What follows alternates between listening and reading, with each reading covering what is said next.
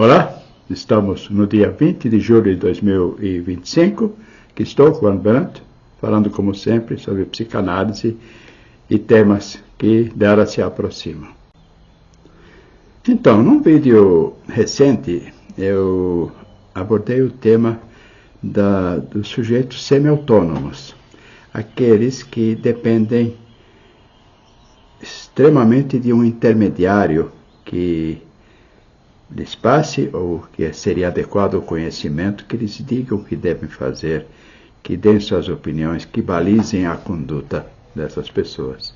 E o contraponto seriam as pessoas autônomas, que buscam conhecimento e resolvem suas questões e assumem responsabilidade, reconhecem sua própria responsabilidade nos eventos em que participam.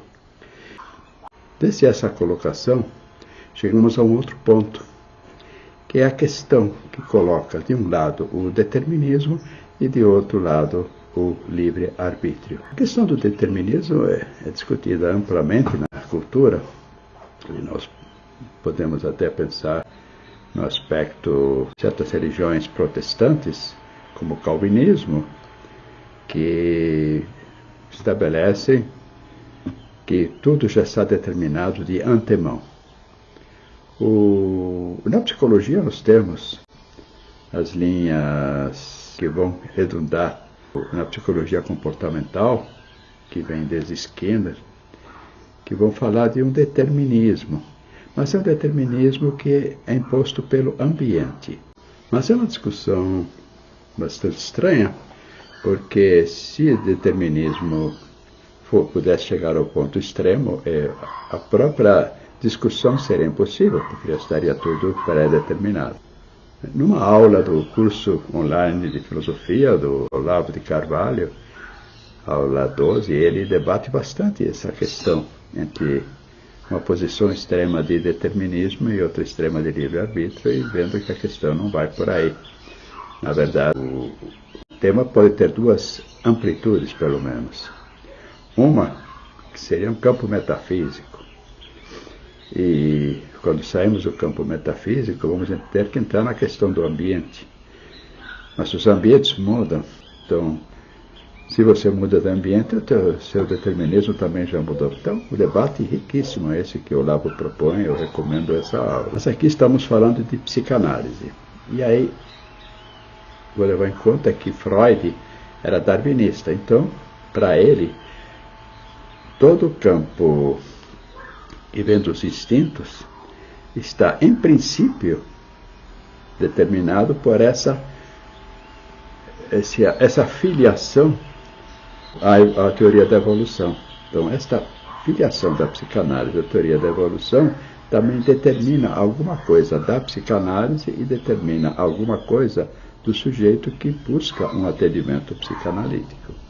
Então, para Freud, o ser humano escapa do determinismo biológico a partir da cultura. E a psicanálise surge como um método que permite ao sujeito sair do determinismo que estaria também nesse campo biológico, ao trazer a revisão de todas as suas experiências e colocar novas possibilidades. Só que a psicanálise também leva a um outro ponto, que é tirar o sujeito do determinismo de sua consciência moral e seu chamado superego e de seus ideais. E isto foi construído dentro da cultura. Então, o ambiente teria favorecido talvez muita coisa desse determinismo de um sujeito que se tornou neurótico. A neurose estaria aí marcada por um determinismo das experiências desse sujeito desde a primeira infância. Contudo, surge um problema na psicanálise que decorre do seguinte: ao liberar o sujeito do seu determinismo, a psicanálise busca o reconhecimento do desejo. E De onde vem o desejo? O desejo vem da falta. E a falta surge do quê? Do que faltou ao sujeito. O que faltou a ele? Originariamente, alguma coisa relativa ao amparo, ao convívio com a mãe, o pai, com o grupo básico que funda a família. Mas essa falta vai sendo enriquecida com as próprias experiências. Então, esta libertação, vamos chamar assim na psicanálise, para o encontro do próprio desejo, condena a reconhecer onde está o desejo e a buscar o que perdeu. E aí surge uma questão ética, porque este desejo está marcado pelo próprio sujeito em função de algo que com ele acontece e que lhe foi passado. Então a libertação dele está sempre retida a partir do que pode ser reconhecido como desejo. Entendendo que este desejo, ele é extremamente narcísico. O desejo, ele é narcísico por excelência. Então, onde entram as novas possibilidades, se não podem vir de uma cultura que se apresenta com diversas faces? Essa é a questão, então, central. Se o psicanalista ocupa um lugar de sujeito que tudo sabe, ele sabe somente aquilo que ele sabe. Então ele já marca um espaço que limita a amplitude de aquisições desse sujeito que está em análise.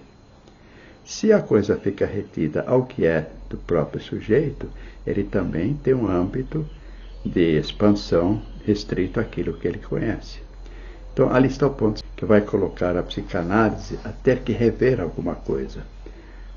A psicanálise precisa então abrir um outro espaço que é de reconhecimento de que a realidade é muito maior e bem mais ampla do que aquilo que está sendo colocado naquele processo analítico. Para que este sujeito da análise queira olhar para além dos muros supostos, das cercas supostas a esse próprio processo analítico.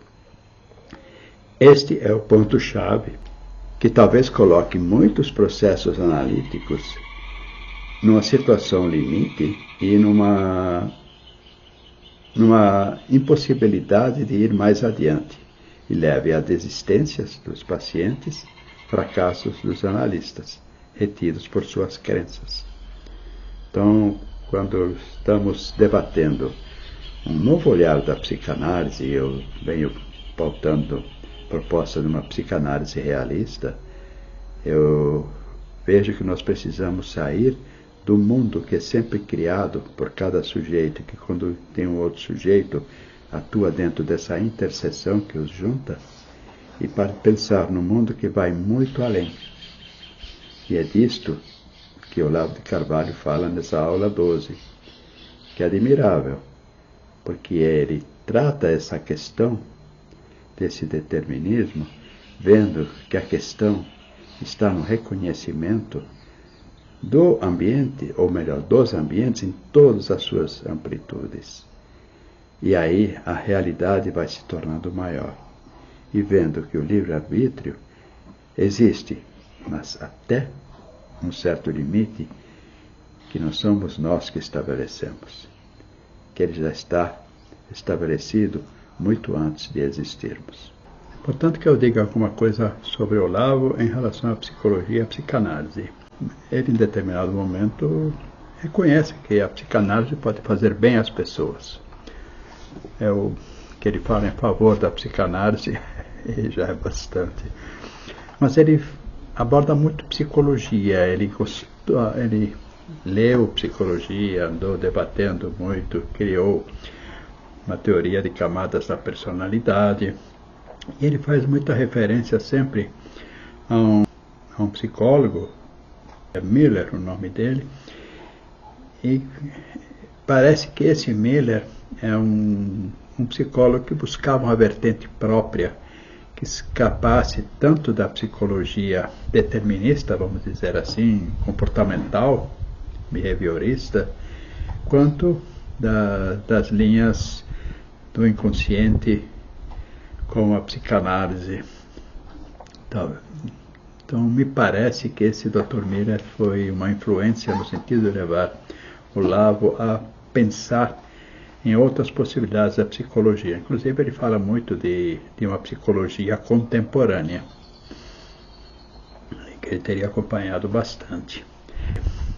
Em determinado momento, Olavo fala de uma possibilidade de dois inconscientes. E isso seria dessa conversa desse psicólogo Miller. Então,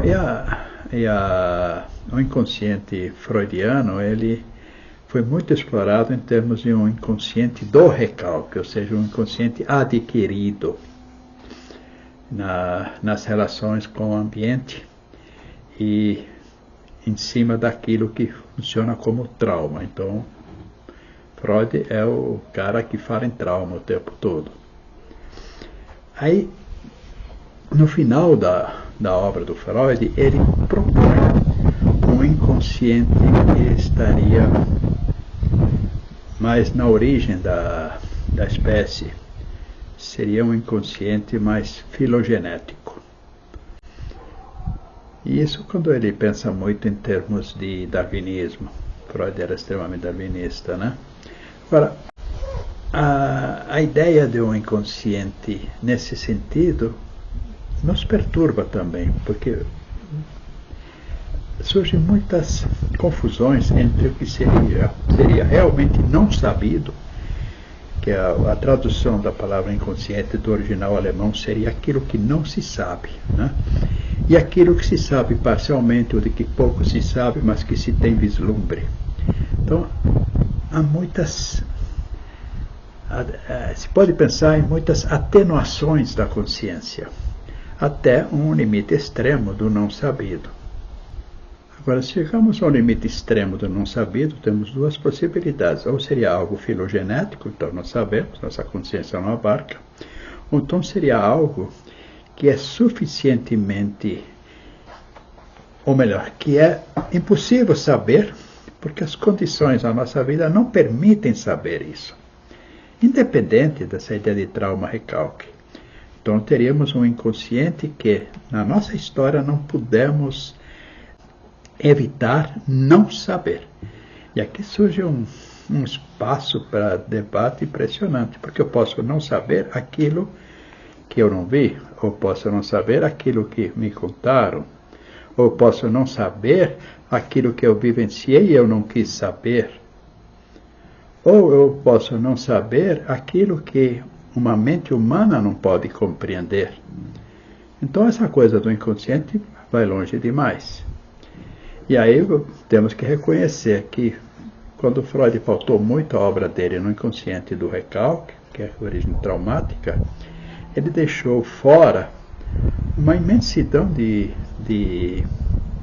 experiências que não entraram na discussão, a não ser quando ele, no final, pensou no inconsciente arcaico, que é esse que eu lhe falei que viria mais, da filogênese. Então volto ao Olavo, quando ele coloca a questão do determinismo versus livre-arbítrio e percebe que é necessário sair desse lugar em que o sujeito se sujeita ao ambiente e como que se opor a permanecer num lugar passivo, num lugar de não esforço, num lugar de submissão e lutar pela autonomia, lutar pelo próprio conhecimento da realidade.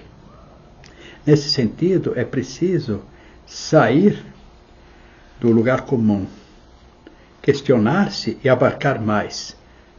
Poderia-se falar, talvez, em sair pelo mundo, em qualquer sentido que possa ter essa ideia. Então quanto mais você conhece, mais você sai de imagens presumidas que você acredita ser realidade, para o real que você vai encontrando em cada nova experiência. Nesse sentido, a experiência originária que foi do primeiro evento da sua vida, quando você mal nasceu e já teve uma experiência, aquilo vai crescendo, crescendo, até um limite que estaria proporcionado a você na medida que você ficasse no lugar comum daquele ambiente. Como eu lhes falei num vídeo anterior, quando eu abordei 2 filmes, O Quarto de Jack e O Enigma de Caspar Hauser.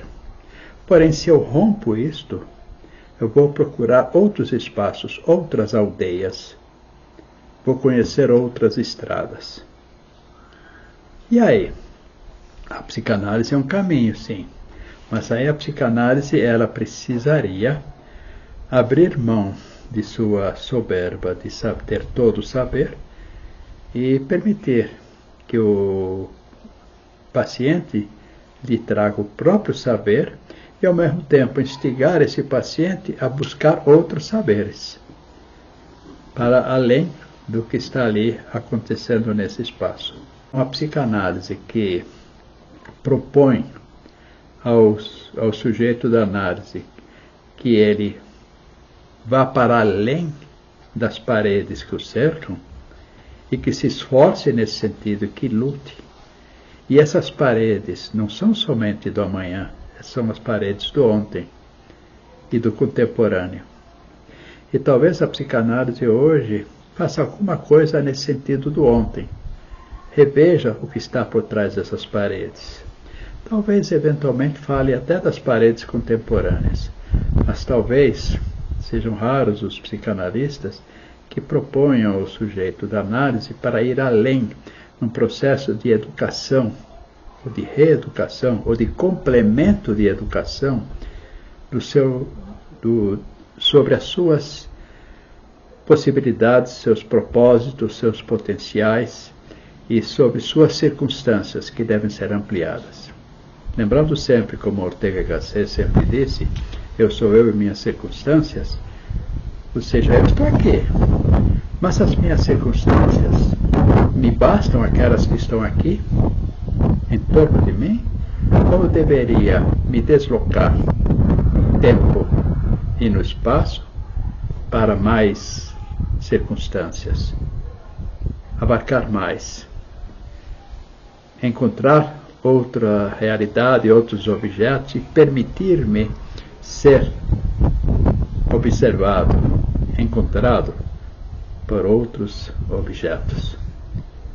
Ali existem uns desafios impressionantes, que as palavras que eu estou trazendo são poucas para tudo que está incluído nesse desafio.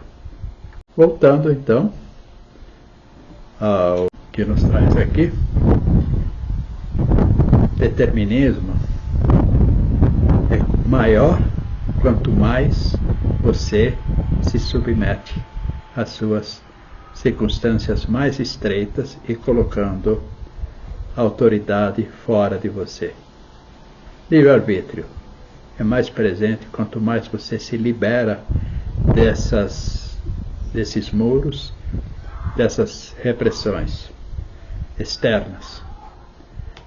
Com um desafio: para onde te levará o livre-arbítrio? Para aquilo que te vai fazer mal ou aquilo que te vai fazer bem? E o que te fará mal? É aquilo que prejudicará a tua trajetória na vida? Isso com certeza. E o que te fará bem? Será aquilo que te causa um prazer momentâneo e que dá sensações prazerosas vindas dos teus sentidos? Ou será que é uma nova forma de se ligar, de se vincular a todas as circunstâncias e desse modo alcançar um caminho que é somente teu e que estava previsto para você desde que você nasceu? Mas esse caminho, ele tem todas as aberturas, porque é um caminho que já vai pela transcendência. É isso que eu queria trazer desta vez. Agradeço me acompanhar. Nós estamos aqui em Brasília. Nossos contatos estão no final do vídeo. Fornecemos psicanálise, supervisão para futuros psicanalistas. Fazemos atendimento também de casais, de família. Damos formação em psicanálise e em processos grupais. Até a próxima.